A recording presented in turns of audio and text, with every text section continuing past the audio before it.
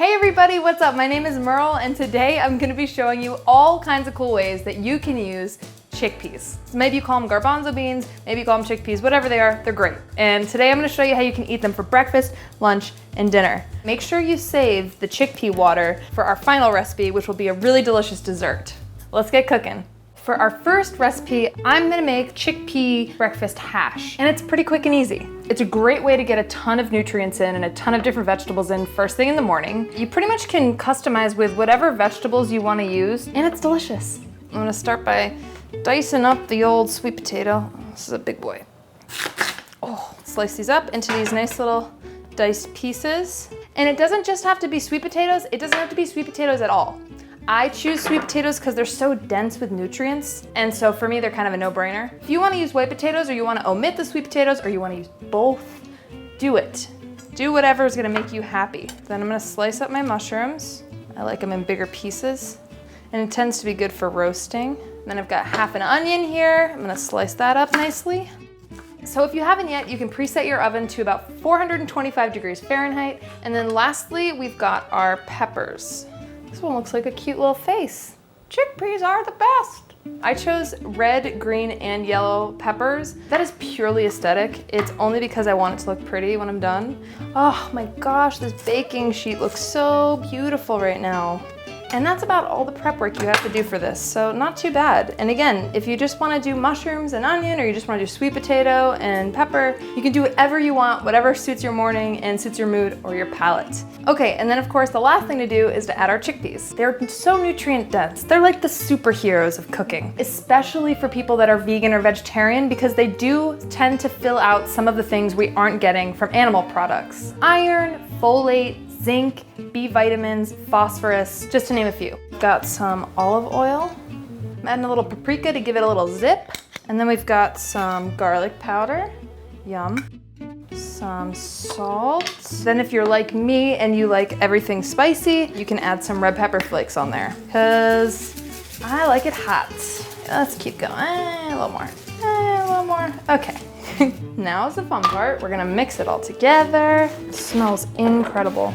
One really easy rule of thumb when it comes to eating and making sure you're getting enough nutrition is just more color. The more color you have, the more nutrients you're getting. So clearly, just based on looking at this, you're getting a lot of good stuff. So now I'm gonna pop this in the oven and I'm gonna let it bake for about 20 minutes. I'm gonna stir it about halfway through. Then you're just going to turn the oven up to 475 or 500 degrees Fahrenheit and let that roast for just about 8 to 10 minutes. You can skip this step if you want. Depends on how roasty toasty you want your veggies to come out. For the chickpea hash, I'm going to make a dressing that's like a Sriracha tahini sauce. You don't have to use this if you don't want to. You can use whatever dressing you like. As I've said previously, this recipe is totally customizable. To make the Sriracha tahini sauce, you're gonna use 3 tablespoons of tahini, 3 tablespoons of water. You can juice about half of a lemon, some salt, some pepper, and then Sriracha to taste if you wanna make it a little spicier for yourself, and then mix that all together. If you need more sauce, you can also double this recipe and then save some for later. It stores really well in the fridge for a couple days. Okay, all this is done. Now it's just time to try it. The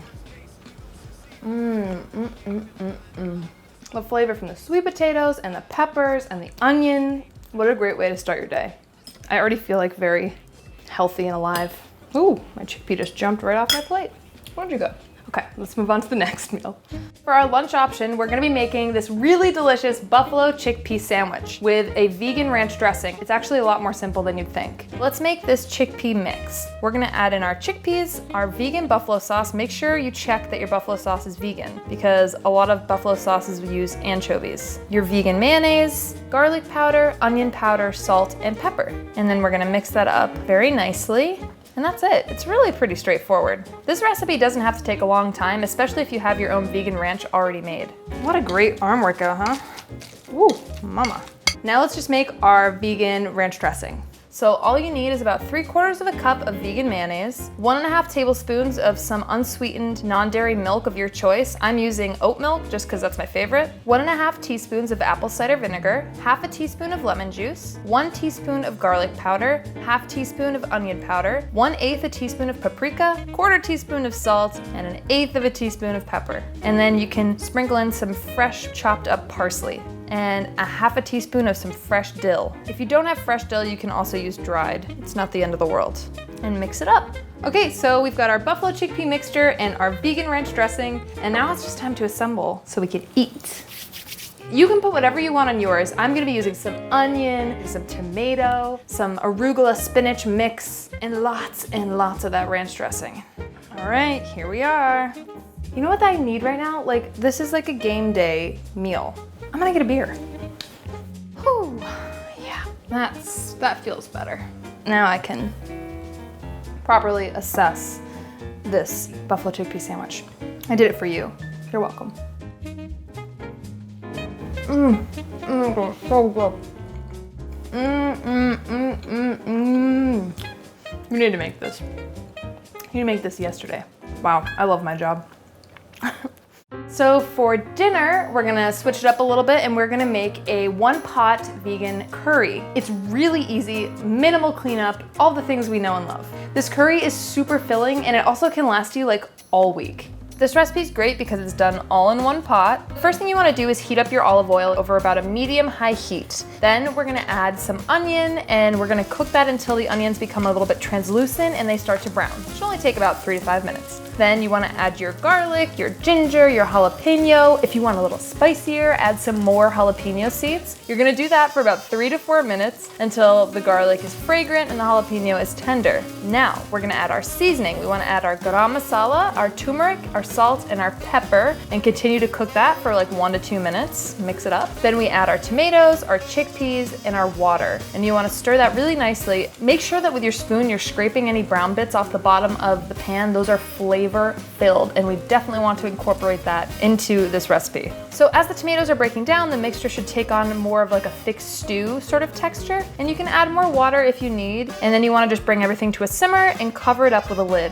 And then just let that cook for about 15 minutes while you stir it every once in a while. You can do a little dance while you're waiting, sing a song, make a little love. Then you're gonna remove the heat and reduce the heat to low and just mix in some lemon juice. If you wanna put in some chopped cilantro, now would be the time to do that. Cilantro makes me wanna jump out of a window, so I'm not going to do that, but this would be the time if you love it. Okay, and then you're done. So you can serve it over your rice of choice and enjoy with a side of naan if you'd like, and it's really that easy. Yum, delicious.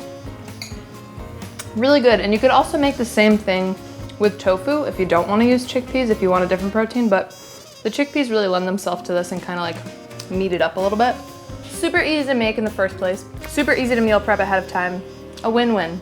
Okay, so now you've seen how to use chickpeas for breakfast, lunch, and dinner. So with some of that chickpea water you saved up, this is how you can use them for dessert. So the water you find in a can of chickpeas is called aquafaba. I know it smells funky, but just give it a chance because when you whip it up with a hand mixer, it actually turns into this really wonderful meringue type thing. It'll take on any flavor that you add to it, so don't get freaked out by the smell. I promise you it will taste chocolatey and delicious. So you're gonna beat the aquafaba until stiff peaks form. Then you're just gonna gently fold in your melted chocolate, your sugar, and your vanilla. I use dark chocolate because that's inherently vegan, but you can use any vegan chocolate that you want. Be careful that you don't overmix once you fold those in because you don't want it to deflate. Then you can just distribute your mousse into like 3 cups and chill them for at least 3 hours or overnight and garnish with some fresh strawberries or fruit of your choice. And go ahead and enjoy it. Kick back, relax. You've earned it.